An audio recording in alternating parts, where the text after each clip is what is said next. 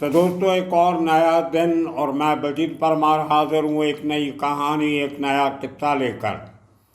पिछले 2 दिनों से हम लोग बात कर रहे थे उन बहादुर मुंबई पुलिस के ऑफिसर और जवानों की जिन्होंने अपनी जान पर खेल के बड़े बड़े एनकाउंटर्स को अंजाम दिया। जब हम उन लोगों से बात करने की कोशिश कर रहे थे कि कौन से ऑपरेशन में कौन से ऑफिसर इन्वॉल्व थे, तो मुझे याद आया कि उसी एटीएस में एक और ऑफिसर हुआ करते थे जिनका नाम था मिस्टर के परमार। सब इंस्पेक्टर थे तभी, बाद में इंस्पेक्टर रिटायर हुए मुंबई पुलिस से। तो ये परमार साहब ने भी बहुत सारे एनकाउंटर्स में हिस्सा लिया। तकरीबन 7 साल के करीब एटीएस एंटी टेररिस्ट स्क्वाड उसके साथ काम किया, ए खान के साथ। और ये सब ऑफिसर जिनके नाम हम पिछले 2 दिन से ले रहे हैं, जिनमें जय सिंह पाटिल, इकबाल शेख, M.A. कवि और बहुत सारे ऑफिसर, इन सब के साथ बड़े खतरनाक अभियानों में बराबर का हिस्सा लिया है। और मुझे इन केसेस की रिसर्च करते करते याद आया कि उन्हीं दिनों में 91 के करीब के परमार ने एक बहुत बड़े बदमाश का एनकाउंटर किया था जिसका नाम था ईदा। पूरा नाम तो कुछ और था, मैंने उनसे आज बात की है, वो बताएंगे आपको। बड़ी मुश्किल से मैंने के परमार को ढूंढा। आजकल रिटायरमेंट के बाद मुंबई के शेरे पंजाब कॉलोनी एरिया में रहते हैं और आज मेरी काफ़ी पुरानी बातें हुई। ईदा के बारे में पूरी डिटेल ली। थोड़ा सा मैं आपको बता दूँ ईदा के बारे में। हम कह सकते हैं is the most handsome goon of Mumbai. 6 feet 4 inches उसकी हाइट थी और गोरा चिट्टा, वेरी हैंडसम। उसको अपनी खूबसूरती पे इतना भरोसा था, और या कह लीजिए कि अपने हीरो बने पे इतनी उसको खुशी थी कि वो अपना ज़्यादा समय अपने इलाके से दूर बड़े कॉलेजेस के गेट के बाहर खड़े होने में लगाता था। लड़कियों को देखना, लड़कियां उसकी तरफ देखती थी, लड़कों पे रुआब डालना। तो उसका अड्डा था national college linking road Bandra और चेतना कॉलेज बांद्रा ईस्ट। तो ऐसे कॉलेजेस के बाहर खड़े होके उसको अपनी हाइट, अपने अच्छे कपड़े पहनने का तरीका, हीरोपना दिखाने का ठर्क पूरा किया करता था ये ईदा बदमाश। और बदमाश इतना खतरनाक के पकड़ में नहीं आता था। 2-3 हवलदार कई बार उसको गश्त में मिल जाते थे, पकड़ने की कोशिश करते थे तो वो उनको धक्के वक्के दे के भगा के भाग जाता था, हाथ नहीं आता था। और अपने इलाके में क्राइम करना, एक्सटॉर्शन, लोगों से जबरी चंदा वसूलना, हफ्ता इकट्ठा करना और कहीं से भी पैसा छीन लेना, ये उसकी हरकतें थी। और साथ ही साथ डकैती, जहाँ मौका मिलना डकैती। और वो दौर था उस 7-8 महीने में मुंबई में काफ़ी सारी बैंक रॉबरी डकैतीज़ के कांड हुए थे। तो सब के सब पुलिस स्टेशन को हुक्म दिए गए थे कि सुबह ड्यूटी ज्वाइन करने के बाद 8-9 बजे जब भी इनकी शिफ्ट शुरू होती थी, तो सब के सब ऑफिसर अपने इलाके के बैंक ब्रांचेस का दौरा करके आया करते थे।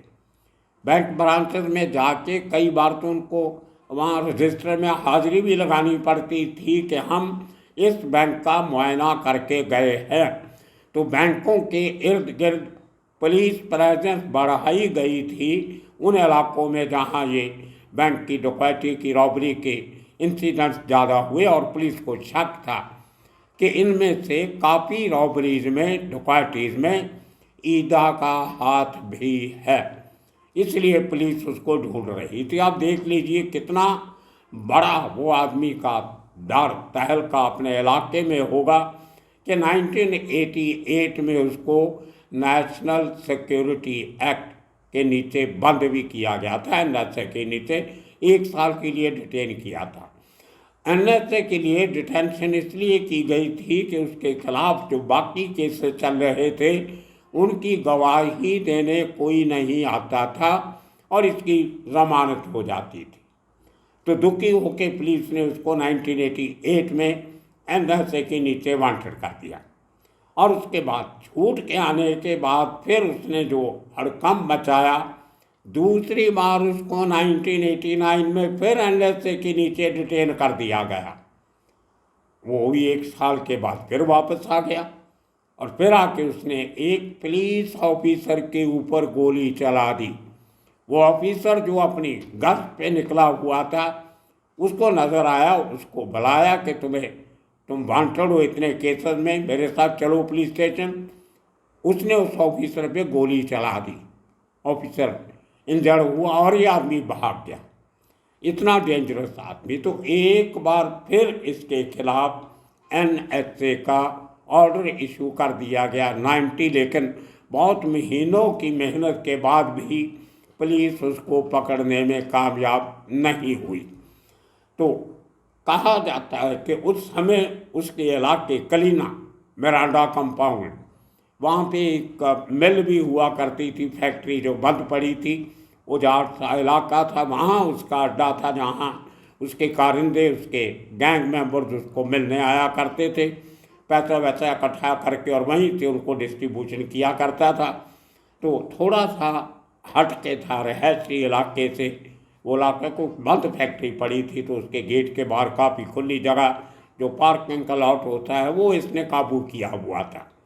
तो वो एरिया पड़ता था वकोला पुलिस स्टेशन के नीचे, और वकोला में यही इंस्पेक्टर के परमार उस समय पोस्टेड थे।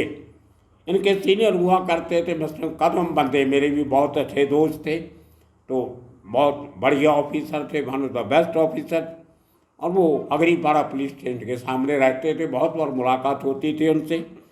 तो इनके और डीसीपी हुआ करते थे पीडी यादव, वो भी बहुत कमाल के ऑफिसर थे, वो मेरे बहुत अच्छे मित्र थे। तो जब पुलिस स्टेशन जाना कहीं उनके एरिया में तो मैं इनको मिल के जरूर आया करता था।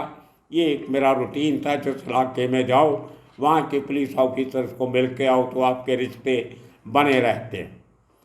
तो दोस्तों हुआ ऐसे कि एक दिन अब एनएसए में आदमी वांटेड है, बैंक डकैती हो रही है, पुलिस का नाक में दम आया हुआ है और ईदा कहीं मिल नहीं रहा। अचानक के परमार वकोला पुलिस स्टेशन में दोपहर का खाना खा के अपनी बैंक की गश्त करके वापस आके तो बाकी कामकाज की तैयारी में लंच के बाद बैठे थे कि अचानक एक खबरी ने खबर दी कि साहब ईदा मिरांडा कंपाउंड में देखा गया है। तो अब वहाँ कोई जीप नहीं थी, बाहर गई थी, मोबाइल कोई नहीं थी, वैन। तो ये लोग ऑटो रिक्शा पकड़ के परमार और उसके साथी हवलदार अपने अपने हथियार लेके मिरांडा कंपाउंड कलीना पहुँचते हैं और इनको सामने ईदा नज़र आ जाता है और उसको सरेंडर करने के लिए कहा जाता है। तो भागना शुरू करता है, उसके पीछे हवलदार भागते हैं और वो ऑटो रिक्शा को पीछे लगा के परमार पीछे जाते हैं। लेकिन वो एक कंट्री मेड रिवॉल्वर निकाल के पुलिस पे फायरिंग करता है 2 गोलियां, लेकिन लकीली वो पुलिस वालों को नहीं लगती हैं। जवाब में के परमार एक गोली चलाते हैं अपने सर्विस रिवॉल्वर से और वो एक गोली उसके पीठ में लगती है।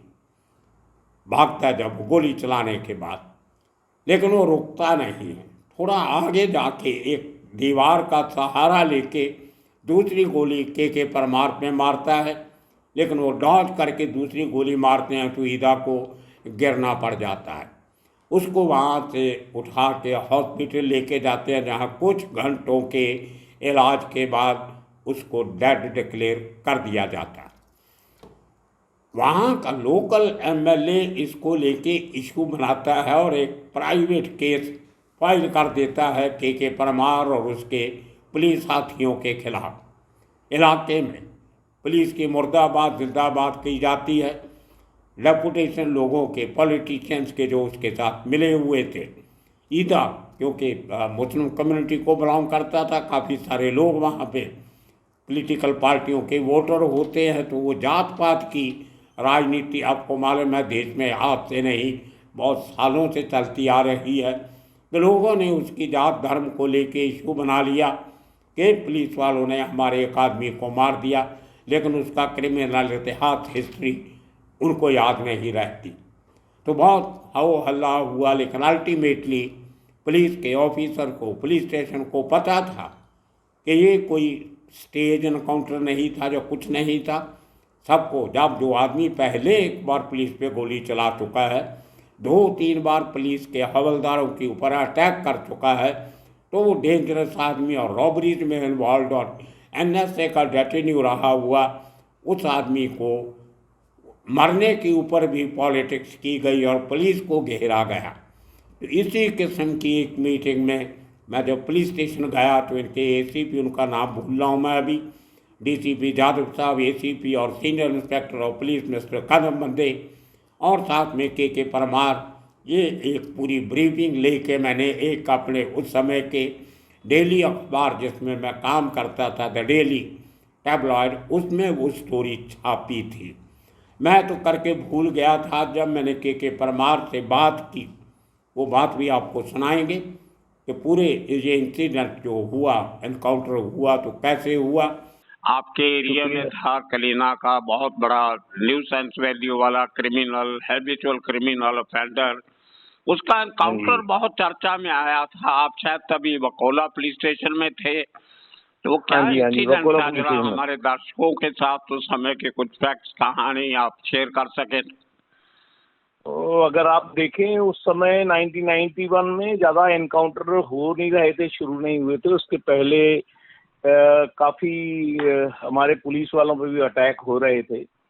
तो वो ये जो हिदायतुल्लाह खान का ईदा था, चेतना कॉलेज, बांद्रा नेशनल कॉलेज और इलाके में, क्योंकि उसकी जो शख्सियत में 6 फुट 4 इंच ऊंचा और अच्छी तबीयत वाला आम आदमी, दो सिपाही मिलके उसको अगर अड़ जावे तो 2-4 सिपाही उनको हिलाना और लेके जाना तो बहुत देर की, मतलब उसकी तबीयत ऐसी थी।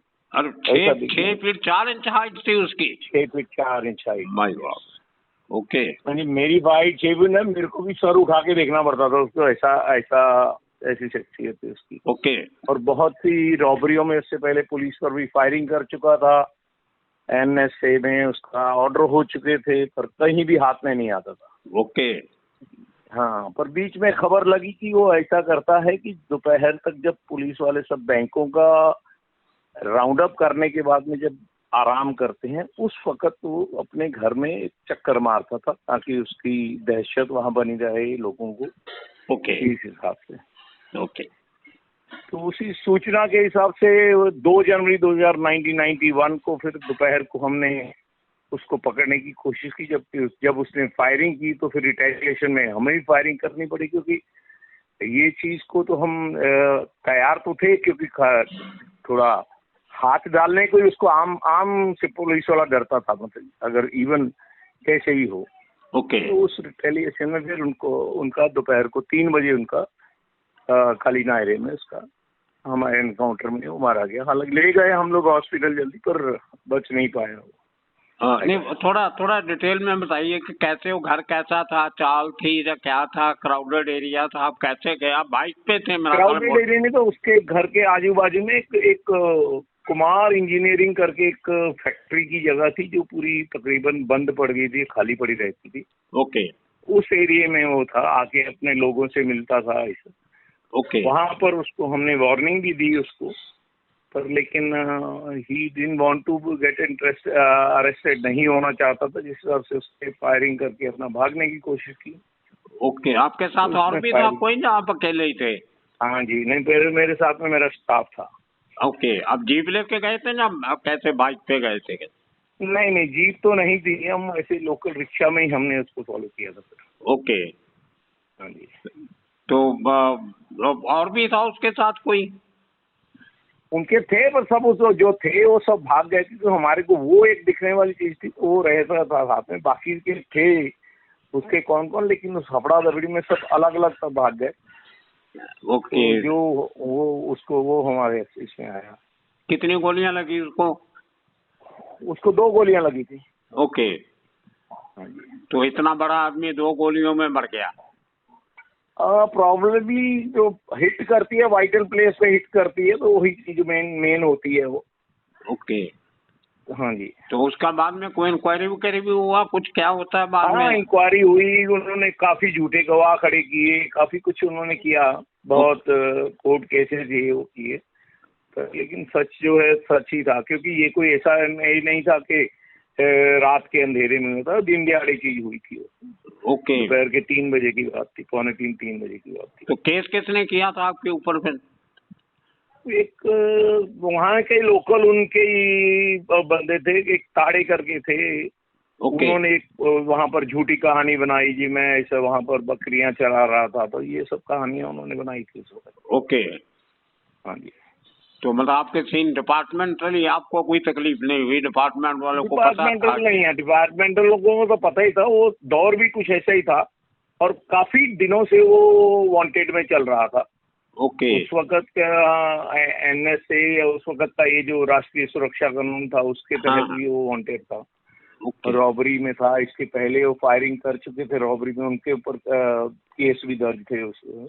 तो चेतना कॉलेज में क्या तो करने जाता था बैंड्रा में? अभी वो आई थिंक वो तो जवानी चेतना और नेशनल कॉलेज के, मेरे को ये तो सब पता लगा कि वहाँ पर धाक जैसे अभी जो करते हैं, तो वहाँ जाके अपना रुबाब जमाने के लिए होगा, और क्या। फिर बाकी जबरदस्ती जो करे, अभी तक कंप्लेन कोई नहीं सामने आई, तो ज्यादा कुछ बोल नहीं सकते उसमें। ओके, ओके, ओके, तो उसके बाद आप और भी कभी आपको मौका मिला, कभी इस तरह मुकाबला हो गया अचानक और आप बच के बहुत उसके बाद ना, तो फिर चलते ही हैं, तो फिर उसके बाद में हम खान साहब के स्क्वाड में, फिर उनके स्क्वाड में, फिर तो अपने वो काफी उसके बाद चलते रहे हमारे। तो खान साहब के स्क्वाड में कौन कौन से ऑपरेशन में थे आप?